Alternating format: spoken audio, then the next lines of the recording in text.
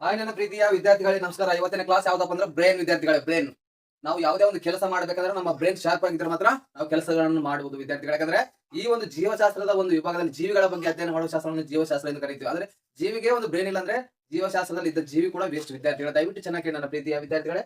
ಇವತ್ತಿನ ಟಾಪಿಕ್ ಯಾವ್ದಪ್ಪ ಅಂದ್ರೆ GK 19ನೇ ಕ್ಲಾಸ್ ಮೆದುಳು. ಜೀವಶಾಸ್ತ್ರದಲ್ಲೇ ಮೋಸ್ಟ್ ಇಂಪಾರ್ಟೆಂಟ್ ಟಾಪಿಕ್ ಯಾವ್ದಪ್ಪ ಅಂದ್ರೆ ಮೆದುಳು. ಈ ಮೆದುಳಿನ ಮೇಲೆ ಅನೇಕ ಒಂದು ಕಾಂಪಿಟೇಟಿವ್ ಎಕ್ಸಾಮ್ ಅಲ್ಲಿ ಪದೇ ಪದೇ ಪ್ರಶ್ನೆಗಳಾಗಿ ವಿದ್ಯಾರ್ಥಿಗಳೇ. ಮೆದುಳಿನ ತೂಕ ವಿದ್ಯಾರ್ಥಿಗಳು, ಅದೇ ರೀತಿ ಮೆದುಳಿನ ಕಾರ್ಯ, ಮೆದುಳಿನ ದೊಡ್ಡ ಭಾಗ, ಅದೇ ರೀತಿ ವಿದ್ಯಾರ್ಥಿಗಳೇ ಮೆದುಳು ತುಂಬಾ ಇಂಪಾರ್ಟೆಂಟ್ ಭಾಗ ವಿದ್ಯಾರ್ಥಿಗಳು ನಮ್ಮ ದೇಹದಲ್ಲಿ. ಅದೇ ರೀತಿ ವಿದ್ಯಾರ್ಥಿಗಳು ಮೆದುಳಿಗೆ ಮಾಡುವ ಪರೀಕ್ಷೆಗಳು ಕೂಡ ತುಂಬಾ ಇಂಪಾರ್ಟೆಂಟ್ ವಿದ್ಯಾರ್ಥಿಗಳೇ. ಅದೇ ರೀತಿ ವಿದ್ಯಾರ್ಥಿಗಳು ಇವತ್ತಿನ ಕ್ಲಾಸ್ ಸ್ಟಾರ್ಟ್ ಮಾಡೋಣ ವಿದ್ಯಾರ್ಥಿಗಳೇ. ಅದೇ ರೀತಿ ಮೆದುಳಿನ ಬಗ್ಗೆ ಅಧ್ಯಯನ ಮಾಡುವ ಶಾಸ್ತ್ರವನ್ನು ಏನೆಂದು ಕರೆಯುತ್ತೇವೆ? ಡೈರೆಕ್ಟ್ ಕ್ವಶನ್ ಆಗಿದೆ ವಿದ್ಯಾರ್ಥಿಗಳೇ. ಮೆದುಳಿನ ಬಗ್ಗೆ ಅಧ್ಯಯನ ಮಾಡುವ ಶಾಸ್ತ್ರವನ್ನು ಏನೆಂದು ಕರೆಯುತ್ತೇವೆ? ಪ್ರೀನೋಲಾಜಿ ಎಂದು ಕರೆಯುತ್ತೇವೆ. ಪ್ರೀನೋಲಾಜಿ ಅಥವಾ ಇನ್ನೊಂದು ಹೆಸರು ಏನಪ್ಪಾ ಅಂದ್ರೆ ನ್ಯೂರೋ ಸೈನ್ಸ್ ಎಂದು ಕರೆಯುತ್ತೇವೆ. ನ್ಯೂರೋ ಸೈನ್ಸ್ ಅಥವಾ ಪ್ರೀನೋಲಾಜಿ. ಕ್ವಶನ್ ಎಲ್ಲಾಗಿದ್ದಪ್ಪ ಅಂದ್ರೆ ಎಲ್ಲಾಗಿದೆ ಕಾಮೆಂಟ್ ಮಾಡಿ. ಯುಪಿಎಸ್ಸಿ ವಿದ್ಯಾರ್ಥಿಗಳು, union public service commission, IAS IPS exam ಅಲ್ಲಿ ಕೇಳಿದ್ದಾರೆ ವಿದ್ಯಾರ್ಥಿಗಳೇ. ಮೆದುಳಿನ ಅಧ್ಯಯನವನ್ನು ಏನೆಂದು ಕರೆಯುತ್ತೇವೆ? ನ್ಯೂರೋಲಾಜಿ ಅಥವಾ ನ್ಯೂರೋಲಾಜಿಸ್ಟ್ ಎಂದು ಕರೆಯುತ್ತೇವೆ. ಅದೇ ರೀತಿ ನ್ಯೂರೋ ಸೈನ್ಸ್ ಅಂದ್ರೆ ನರಗಳು ಮೆದುಳಿಗೆ ಟಚ್ ಆಗಿರುತ್ತವೆ ವಿದ್ಯಾರ್ಥಿಗಳು. ಪ್ರತಿಯೊಂದು ನರ ಕೆಟ್ಟಾದ್ರೂ ಕೂಡ ಬ್ರೈನ್ಗೆ ಕೆಲಸ ಮಾಡಕ್ಕೆ ಆಗುವುದಿಲ್ಲ ವಿದ್ಯಾರ್ಥಿಗಳು. ಅದರಿಂದ ಮೆದುಳಿನ ಅಧ್ಯಯನವನ್ನು ನ್ಯೂರೋ ಸೈನ್ಸ್ ಎಂದು ಕರೆಯುತ್ತೇವೆ. ಅದೇ ರೀತಿ ಮೆದುಳಿನ ಒಂದು ಅಧ್ಯಯನವನ್ನು ಇನ್ನೊಂದು ಹೆಸರು ಏನಪ್ಪಾ ಅಂದ್ರೆ ಪ್ರೀನೋಲಾಜಿ. ಅದೇ ರೀತಿ ಇದು ಕೂಡ ಎಲ್ಲಿ ಕ್ವಶನ್ ಆಗಿದೆ ಅಂದ್ರೆ KS ಅಲ್ಲಿ ಕೂಡ ಒಂದ್ಸರಿ ಕ್ವಶನ್ ಆಗಿದೆ, Karnataka administration service.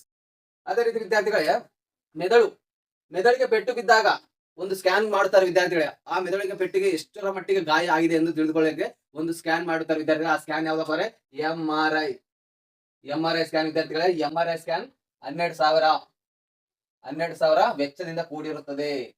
12,000 amount fees ಇರುತ್ತೆ ವಿದ್ಯಾರ್ಥಿಗಳು. ಟೋಟಲ್ ಆಗಿ ನಮ್ಮ ತಲೆಯಲ್ಲಿರುವ ಎಲ್ಲಾ ಒಂದು ನರಗಳ ಬಗ್ಗೆ ಮತ್ತು ಒಂದು ಸ್ಥಳಗಳ ಬಗ್ಗೆ ಮಾಹಿತಿಯನ್ನು ಕೊಡುವ ಸ್ಕ್ಯಾನ್ ಯಾವ್ದಪ್ಪ ಅಂದ್ರೆ MRI ವಿದ್ಯಾರ್ಥಿಗಳೇ.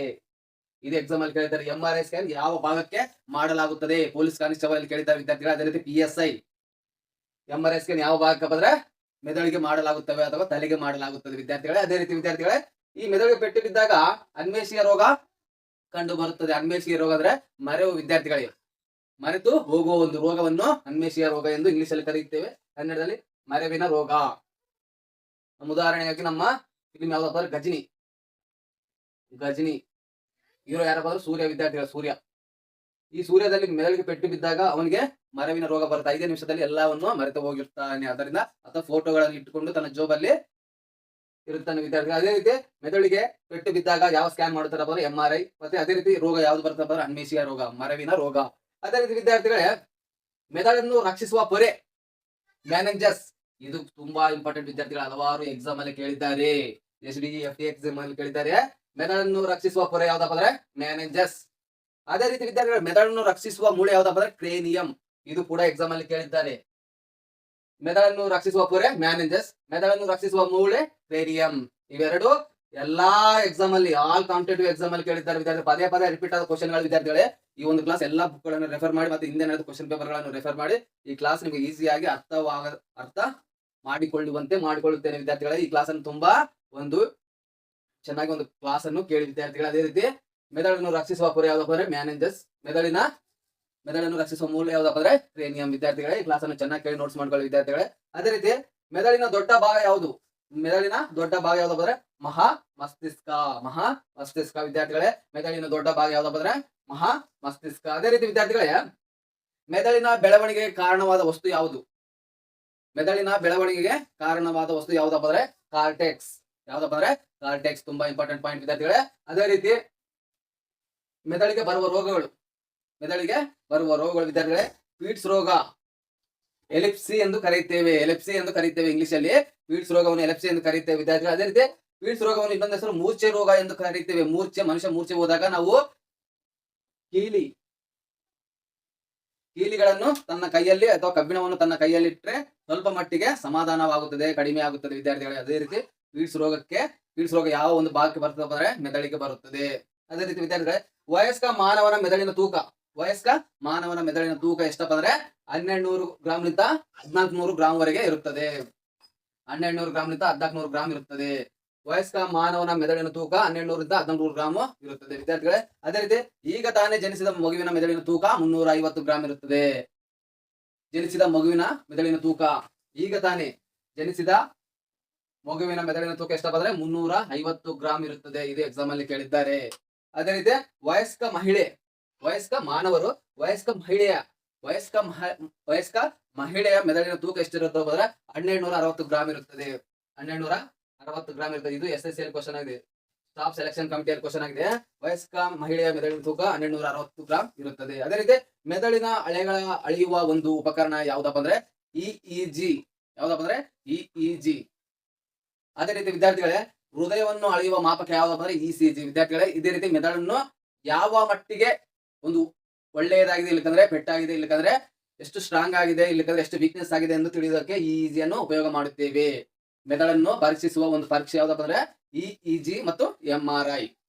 ಅದೇ ರೀತಿ ವಿದ್ಯಾರ್ಥಿಗಳೇ, ಮೆದುಳು ತುಂಬಾ ಇಂಪಾರ್ಟೆಂಟ್ ವಿದ್ಯಾರ್ಥಿ. ಅದರಲ್ಲಿ ನಮ್ಮ ದೇಹದ ಉಷ್ಣತೆ ಕೂಡ ಮೆದುಳು ತುಂಬಾ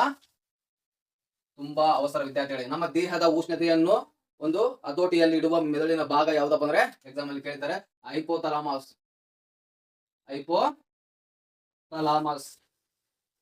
ಈ ಮೆದುಳಿನ ಒಂದು ಭಾಗ ಹೈಪೋಥಾಲಮಸ್ ಏನ್ ಮಾಡುತ್ತದಪ್ಪ ಅಂದ್ರೆ ಮನುಷ್ಯನ ದೇಹದ ಉಷ್ಣತೆಯನ್ನು ನಿಯಂತ್ರಣದಲ್ಲಿಡುತ್ತದೆ. ಉಷ್ಣತೆ ಮತ್ತು ನಿದ್ರೆ,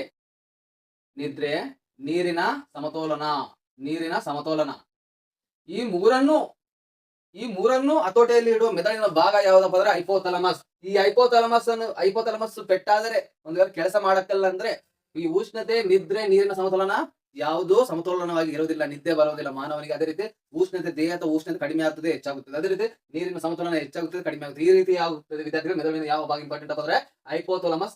ಉಷ್ಣತೆ, ನಿದ್ರೆ, ನೀರಿನ ಸಮತೋಲನವನ್ನು ನಿಯಂತ್ರಣದಲ್ಲಿ ಇಡುವ ಒಂದು ಮೆದುಳಿನ ಭಾಗ ಯಾವ್ದಪ್ಪ ಅಂದ್ರೆ ಹೈಪೋಥಾಲಮಸ್. ಇದು ಎಕ್ಸಾಮ್ ಅಲ್ಲಿ ಕೇಳಿದ್ದಾರೆ. ಇವೆಲ್ಲ ಇಂಪಾರ್ಟೆಂಟ್ ವಿದ್ಯಾರ್ಥಿಗಳೇ.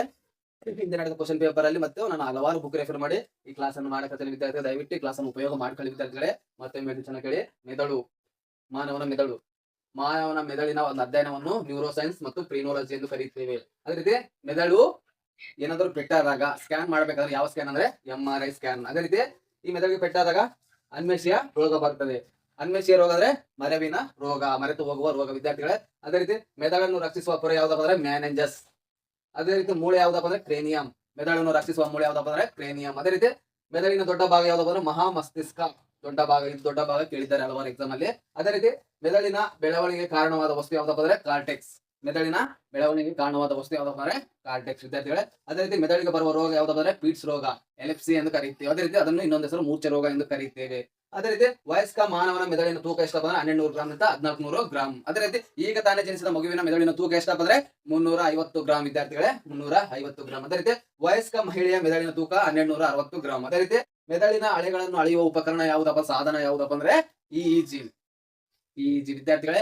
ಇವೆಲ್ಲಾ ಪಾಯಿಂಟ್ಸ್ ತುಂಬಾ ಇಂಪಾರ್ಟೆಂಟ್ ವಿದ್ಯಾರ್ಥಿಗಳೇ. ಯಾಕಂದ್ರೆ ಪ್ರತಿಯೊಂದು ಎಕ್ಸಾಮ್ ಅಲ್ಲಿ ಜೀವಶಾಸ್ತ್ರದಲ್ಲೇ ಅತಿ ಹೆಚ್ಚು ಪ್ರಶ್ನೆಗಳು ಬರುತ್ತೆ ವಿದ್ಯಾರ್ಥಿಗಳು. ಯಾಕಂದ್ರೆ ಈ ಒಂದು ಸ್ಪರ್ಧಾತ್ಮಕ ಒಂದು ಪರೀಕ್ಷೆಯಲ್ಲಿ ಮಾನವನ ದೇಹದ ಬಗ್ಗೆನೇ ಅತಿ ಹೆಚ್ಚು ಪ್ರಶ್ನೆಗಳನ್ನು ಕೇಳುತ್ತಾರೆ. ಯಾಕಪ್ಪ ಅಂದ್ರೆ ನಮ್ಮ ದೇಹದ ಬಗ್ಗೆ ನಮಗೆ ಗೊತ್ತಿಲ್ಲ ಅಂದ್ರೆ ಇನ್ನು ಯಾವುದೇ ಎಕ್ಸಾಮ್ ಅಲ್ಲಿ ಉತ್ತೀರ್ಣರಾಗುತ್ತಾರೋ ಇಲ್ಲ ಅನ್ನೋದು ಸೈಡ್ ಇಡ್ತಾರೆ. ಯಾಕಂದ್ರೆ ಮಾನವನ ಶರೀರದ ಬಗ್ಗೆ, ನಮ್ಮ ಶರೀರದ ಬಗ್ಗೆ ನಮಗೆ ಗೊತ್ತಿಲ್ಲ ಅಂದ್ರೆ ಆ ವಿದ್ಯಾರ್ಥಿ ವೇಸ್ಟ್ ಎಂದು ಅವರ ಒಂದು ಕಲ್ಪನೆ ವಿದ್ಯಾರ್ಥಿಗಳು. ಯಾಕಂದ್ರೆ ಈ ಒಂದು ಬಯಾಲಜಿಯಲ್ಲಿ ಮಾನವನ ಶರೀರದ ಬಗ್ಗೆ ಮತ್ತು ಮಾನವನ ಗ್ರಂಥಿಗಳು ಮತ್ತು ಶ್ವಾಸಕೋಶ ಮತ್ತು ಜೀರ್ಣಾಂಗ ವ್ಯವಸ್ಥೆ ಮತ್ತು ಹಲವಾರು ಮಾನವನ ಒಂದು ಅಂಗಗಳು, ಪ್ರಮುಖ ಅಂಗಗಳು, ಯಕೃತ ಮತ್ತು ಮೂತ್ರಪಿಂಡ, ಅದೇ ರೀತಿ ಹೃದಯ ಮತ್ತು ಮೆದುಳು ಮತ್ತು ಕಣ್ಣು, ಕಿವಿ, ಇವೆಲ್ಲದ ಬಗ್ಗೆ ಗೊತ್ತಿರಬೇಕು ವಿದ್ಯಾರ್ಥಿಗಳೇ. ಎಷ್ಟು ಮೂಳೆಗಳಿವೆ ಅಂತ ಕೂಡ ಗೊತ್ತಿರಬೇಕು. ಎಷ್ಟು ಮೂಳೆಗಳಿವೆ? 206. ಚಿಕ್ಕ ಮಕ್ಕಳಲ್ಲಿ 300. ಅದೇ ರೀತಿ ವಿದ್ಯಾರ್ಥಿಗಳ DNA, ಅದೇ ರೀತಿ ಹಲವಾರು ಒಂದು ಟಾಪಿಕ್ಗಳು ಜೀವಶಾಸ್ತ್ರದಲ್ಲಿ ಬರುತ್ತೆ ವಿದ್ಯಾರ್ಥಿಗಳು. ಅವೆಲ್ಲ ಕ್ಲಾಸ್ಗಳನ್ನು ನೀಟಾಗಿ ಮಾಡ್ತೀನಿ ವಿದ್ಯಾರ್ಥಿಗಳೇ. ಇಲ್ಲಿಗೆ ಈ ವಿಡಿಯೋ ಮುಕ್ತಾಯವಾಗುತ್ತೆ. ಈ ವಿಡಿಯೋ ಇಷ್ಟವಾದ ಒಂದು ಲೈಕ್ ಮಾಡಿ, ತಪ್ಪದೇ ಶೇರ್ ಮಾಡಿ ವಿದ್ಯಾರ್ಥಿಗಳು. ಶೇರ್ ಮಾಡುವ ಮೂಲಕ ಅನೇಕ ವಿದ್ಯಾರ್ಥಿಗಳಿಗೆ ಹೆಲ್ಪ್ ಆಗುತ್ತೆ. ಅನೇಕ ವಿದ್ಯಾರ್ಥಿಗಳಿಗೆ ಬುಕ್ ಇರುವುದಿಲ್ಲ, ವಿದ್ಯಾರ್ಥಿಗಳ ಬುಕ್ಕಿನ ಅಭಾವ ಇರುತ್ತೆ. ಅದರಿಂದ ಎಲ್ಲರೂ ಕೂಡ ಈ ವಿಡಿಯೋವನ್ನು ಸದುಪಯೋಗ ಪಡೆದುಕೊಳ್ಳಲು ವಿದ್ಯಾರ್ಥಿಗಳು, ಅವರು ಕೂಡ ಮುಂದಿನ ಯಶಸ್ಸನ್ನು ಕಾಣಲು ವಿದ್ಯಾರ್ಥಿಗಳೇ. ಇಲ್ಲಿಗೆ ಈ ಒಂದು ವಿಡಿಯೋ ಮುಕ್ತಾಯವಾಗುತ್ತದೆ.